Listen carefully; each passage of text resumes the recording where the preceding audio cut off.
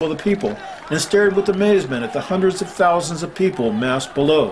What he also saw were banners demanding democracy, freedom of speech, the end of corruption, and asking, "Where is China's Gorbachev?"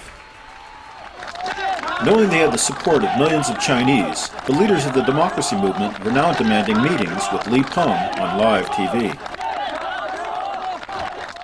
There was a growing rift within the Communist Party, and a growing power struggle between the reformers led by Zhao Ziyang and the right-wing reactionaries led by Deng and Li Peng.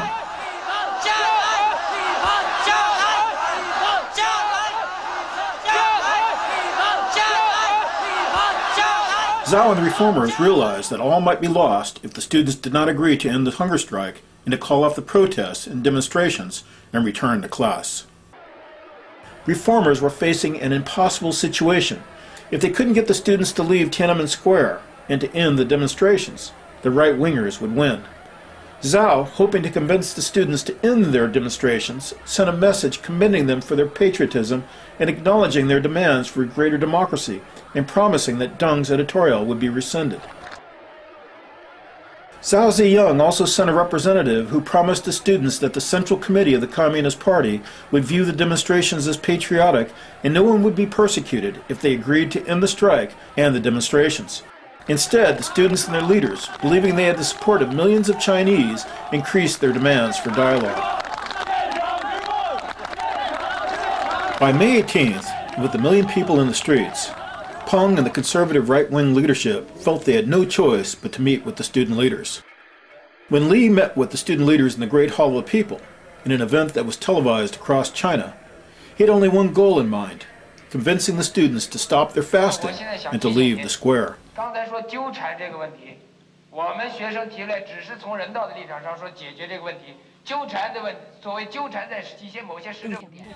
In response, the student leaders, feeling perhaps overconfident, informed Li that it was up to the student leaders to decide what questions should be discussed. Li and the other right-wing leaders were angered and felt insulted by the student leaders, who Li called rude and impolite. The student leaders responded with arrogant contempt, reminding Li that the students had the backing of a million people. Li was warned that his government could be overthrown and replaced if it failed to represent the Chinese people. The meeting solved nothing other than to harden the resolve of Li, Deng, and Yang to use military force.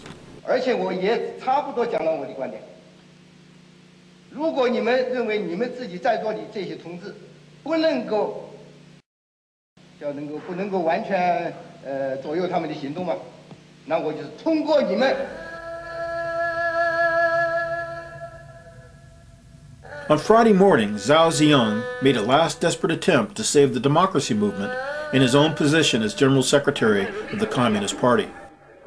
He made his way to Tiananmen Square, talking and shaking hands with students, and then boarded a bus containing hunger strikers. Zhao realized the end was near.